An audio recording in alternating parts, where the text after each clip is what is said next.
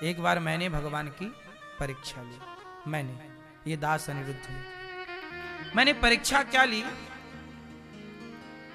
एक छोटी सी घटना सुनाऊं आपको। परीक्षा मैंने ये ली कि मैंने सुना था कि भगवान भूखा घुमाता है पर भूखा सुलाता नहीं। ये सुना था कि भगवान खाने की व्यवस्था कहीं ना कहीं से करता है। तो आज मैंने ठान लिया कि आज मैं देखता हूं कि भगवान कैसे खाने को देते हैं, किसी से मांगेंगे नहीं, देखते हैं। अब हम लोग क्या हुआ, ये उसी समय की बात है जब मेरे एक्सीडेंट में गिर गया, डॉक्टर ने मुझे घर भेज दिया, तो मैं बैसाखी लेके चलता था। उस समय की घटना है। मेरे शरीर में एक बनियान थी और ऊपर मैंने एक दुपट्टा ओढ़ रखा था, नीचे कमर में एक दुपट्टा लपेट रखा था। और बैसाखी लेके मैं और हमारे गांव के चाचा बोले, मैं बोला कि देखो मैं गिर गया हूं, पाँव सब टूट गया है, अब ठीक नहीं है जगत में रहना, चलो भगवान की शरण में चलते हैं। तो चाचा बोले क्या चलोगे, तुम तो लंगड़े हो, एक्सीडेंट हुआ तुम्हारा, तुम तो चल भी नहीं पा रहे। हमने कहा चलेंगे, चलो चित्रकूट चलते हैं। हम दोनों बिना बताए किसी के सवेरे 7-8 बजे निकल गए, पैदल, घर से पैदल चल पड़े। कहां पहुंचेंगे भगवान जाने। भैया चलते चलते सचमुच हम लोग, कोई गाड़ी वाले जा रहे थे, वो रुक गए, कहां जा रहे हो, हमने कहा स्टेशन जा रहे हैं। अरे बैठो गाड़ी में, बिना कुछ ना हेल्प मांगी, रास्ते देखो कैसे तैयार होते। अब हम लोग बैठे, चाचा और मैं बैठे दोनों गाड़ी में, और पहुंच गए स्टेशन में मिल गई ट्रेन चित्रकूट जाने की। ट्रेन में खड़े हो गए, चाचा ने कटवा ली टिकट, उनके पास पैसे थे, मेरे पास तो पैसे नहीं, 1 रुपया। चाचा पैसे वाले थे, उनके पास पैसे थे। चले, हमारे यहाँ के स्टेशन से आगे कटनी स्टेशन है, वहां मैं ट्रेन से उतर गया। मुझे लगा कि चाचा के साथ हूं ना, तो चाचा मुझे घुमा फिरा के वापस ले आएंगे। अब मैं वापस नहीं आऊंगा, मैं अलग हो जाता हूं। अब मैं उतर के दूर खड़ा होकर देखने लगा, चाचा परेशान हो गए। मुझे लगा कि भाई हमारे घर वाले, गांव वाले चाचा पे कलंक लगाएंगे कि लड़का लेके पता नहीं क्या किया, कहाँ गया। तो मैं चाचा पे कलंक न लगे, मैं फिर मिल गया चाचा को। चाचा डांटे, कहाँ चला गया था। अच्छा, वो चाचा हमारे गांव के चाचा थे। चलो, अब फिर ट्रेन में बैठे हो, ट्रेन फिर चल पड़ी, और ट्रेन चली, चित्रकूट पहुंची। चित्रकूट स्टेशन में उतर के मैं पानी पिया। उस समय लगभग शाम के बज रहे होंगे 4 के लगभग। पानी चित्रकूट में ही पिए हम, सुबह के निकले, कहीं ना कुछ खाए ना पानी पी। चित्रकूट में वहीं स्टेशन में पानी पिए, और चित्रकूट पहुंच के कामतानाथ जी की परिक्रमा लगाई। और अभी तक हम, भूख कड़ाके की लग रही थी, पर हमने किसी से कहा नहीं। आज तो संकल्प था कि ये देंगे, कैसे देते हैं देखते हैं कि कैसे ये देते हैं, कैसे इनकी देनगी है, इनकी देनगी कैसी है, तो देखना चाहिए। तो हम लोग चले, एक आश्रम में पहुंचे, रात के लगभग 9 बज रहे थे।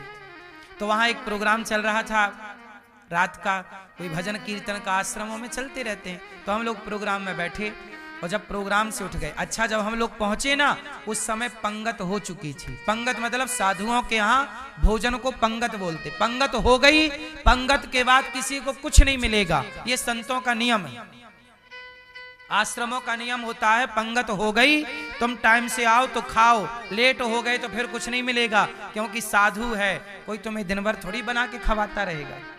साधुओं के आश्रम में साधु ही बनाते खिलाते हैं। हम आश्रम में, साधु के आश्रम में पहुंचे, और वहां पे भैया सब पंगत हो चुकी थी, और हम लोग सोने के लिए वहीं पे, पंखा था खुला, गर्मी का टाइम था, तो खुले पे मैं अपना दुपट्टा जो ओढ़ा था वो बिछा लिया, जो लपेटा था वो ओढ़ लिया। और हम चाचा और हम दोनों आज सवेरे से कुछ भी नहीं खाए, एक पानी पिए हैं चित्रकूट में जरा सा बस, और लेट गए हम। और सोचिए जब हम लेट गए तब हम चाचा की तरफ देखे, चाचा बोले अन्नू भूख लगी है। अब भूख तो बहुत तेज लगी थी, कुछ भी नहीं खाए, पर बोले चलो सोते हैं। लेट गए साहब सोने, तभी देखो ये भगवान तो भगवान है। अजगर करे न चाकरी, पंछी करे न काम, दास मलूका कह गए सबके दाता। एक साधु जी आ गए, जब हम लोग बिस्तर पर, मतलब बिस्तर नहीं था, ऐसे जमीन थी, लेट गए तो साधु आए। साधु जी, क्यों बालक, बहुत प्रसादी पाई ब्यारू की? हमने कहा महाराज नहीं की। अच्छा भैया, उन्होंने इतनी साग बुलवाई और पत्तल में पूड़ी बुलवाई। रात को जब हम लोग लेट गए तब उनके मुंह से आवाज आई कि भूख लगी, कुछ खाओगे? हम समझ गए कि ये खाओगे ये नहीं बोल रहे हैं, भगवान कह रहे हैं कि भाई इन्हें जाके कुछ दो। प्रेरणा उनकी हुई, वरना ये तो हमें पहले भी मिले थे, ये तो पहले भी हमें देख चुके हैं कि हम यहां हैं। तब तो नहीं बोला इन्होंने कि खाओगे, अब बोल रहे हैं खाओगे। वो पूड़ी लाए, साग लाए, तो हम साग और पूड़ी चाचा और हम दोनों फिर खाए पेट भर के। वो खा के सोए और सवेरे फिर नहा धो के फिर कामतानाथ जी की फिर परिक्रमा की। तो कहने का अर्थ ये हुआ कि जब आप ईश्वर के आश्रित रहते हैं तो जिम्मेदारी इनकी ही हो जाती है। और मैं तब से आज तक यदि कुछ खा रहा हूं तो इनकी ही रोटियां खा रहा हूं, मेरा अपना कुछ नहीं। यही खिला पिला रहे हैं, यही जिला रहे हैं, यही सांसें दे रहे हैं। ये आज हमसे सांसें छीन लें तो हम इनसे छुड़ा के थोड़ी ले आएंगे कि लौटाओ। क्यों? चलना तो हमें सारी जिंदगी इन्हीं की मर्जी से है, जगन्नाथ जी की मर्जी से। तो जब इन्हीं की मर्जी से सब चलना है और हो रहा, तो हम अपनी मर्जी चलाएं क्यों? हम तो न्यूट्रल हैं, हम तो कुछ कहते ही नहीं। जो ये कहते हैं, जो ये चाहते हैं, वो हम करते हैं। हम तो इनके पीछे की पुतली हैं। जैसे नचाएंगे सबही नचावत राम गुसाई, जैसे नचाएंगे वैसे वैसे हम तो नाचने वाले हैं, नचाने वाले कोई और हैं। बस ये आत्मसमर्पण तब का मेरा आज तक है। तब से मैं समझ गया कि प्रभु आप सबका ख्याल रखते हो, आपके राज्य में कोई भूखा नहीं सो सकता। मैं इस बात का गवाह हूं कि दिन भर भूखा रह सकता है कोई, लेकिन कोई भूखा सो नहीं सकता। भगवान कहीं से कहीं ना कहीं व्यवस्था 24 घंटे में एक बार तुम्हें ईश्वर देंगे ही देंगे। बोलो हाँ। ये मैं इस बात का गवाह हूं और मैं परीक्षा ही लेके चला था, देखेंगे, और दिया इन्होंने तब से। इसलिए कहता हूं आप लोग भी भगवान पे यूं ही भरोसा मत देखो, भगवान पे तो वैसे यूं ही भरोसा कर लेना चाहिए। फिर भी यदि मेरी बातों पे, शास्त्रों पे, गुरुजनों पे, साधु संतों पे कोई डाउट्स हैं तो कोई बात नहीं, आप भी पहले ईश्वर पे भरोसा करिए। आप भी परीक्षा ले लो, तुम्हारे परीक्षण में खरा उतरे कन्हैया तो ठीक है, हम तेरे, और नहीं खरा उतरे तो कोई बात नहीं, आपके रास्ते अलग, भगवान के रास्ते अलग, क्या दिक्कत है। पहले इस्तेमाल करो फिर विश्वास करो।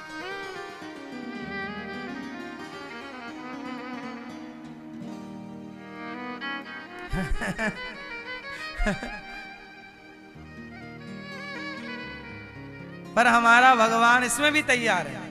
तू मेरी परीक्षा लेना चाहता आजा।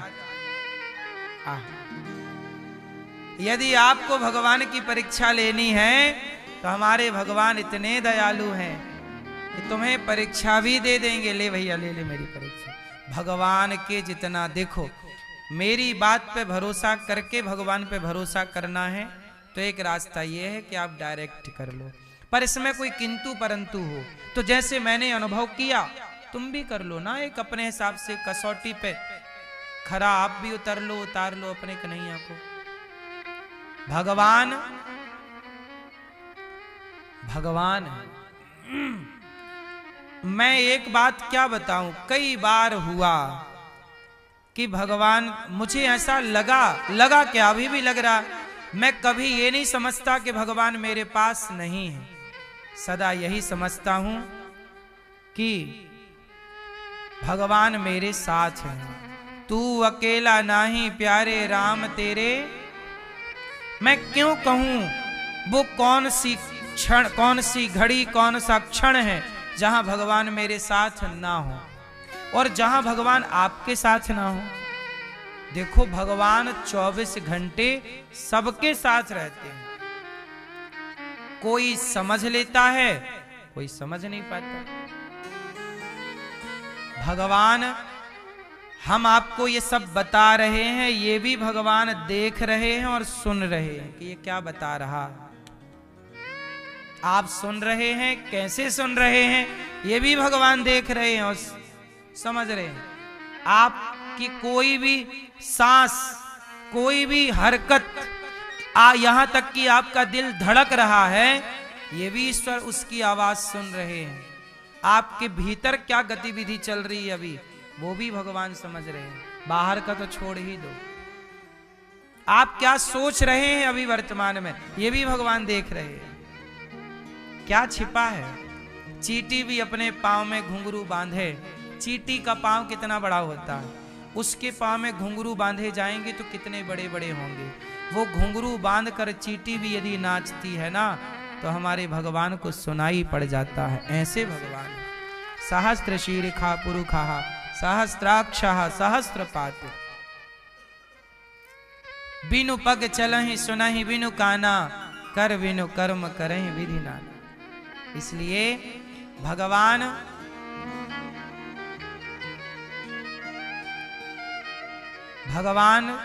समर्पण का सब्जेक्ट है, आत्मसमर्पण। मैं अब कुछ नहीं, शून्य हूं, मैं ईश्वर के हवाले हूं, बस इतना पर्याप्त है। आप उनके हवाले हो जाइए, आत्मसमर्पण कर दीजिए। राजा परीक्षित जी ने, मैं बात शुरू किया था कलयुग से, यहां कलयुग नहीं है जहां जुआ है, शराब है, पराई औरत का, बेईमानी से कमाया धन, बेईमानी से ना कमाओ जितना मिल रहा है। फिर राका वाका को विठलनाथ जी ने धन देना चाहा, उन्होंने लिया नहीं।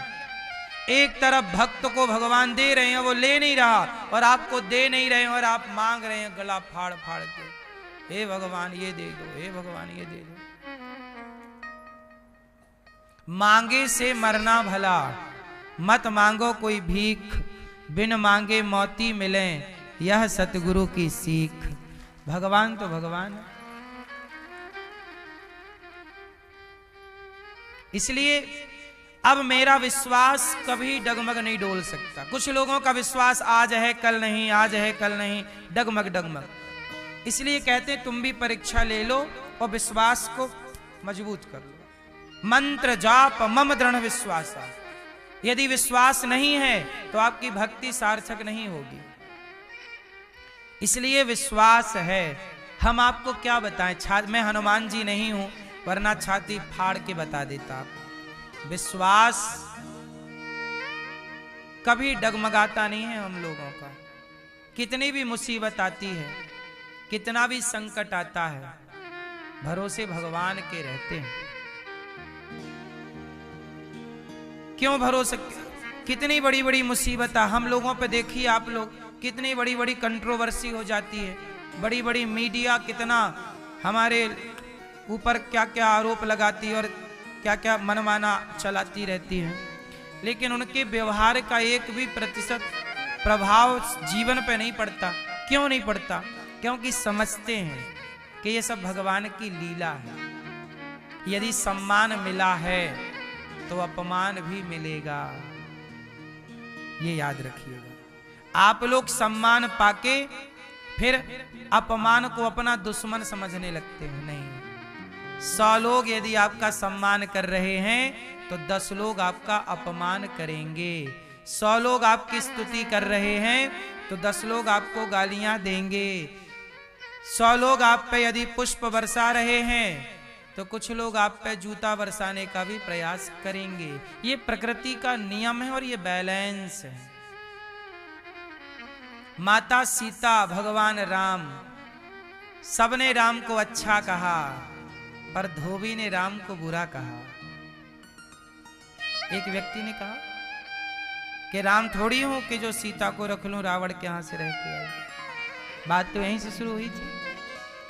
तो भगवान भी सबको खुश नहीं रख पाए, सीता माता भी सबको प्रसन्न नहीं रख पाई, तो मैं और आप नहीं रख सकते।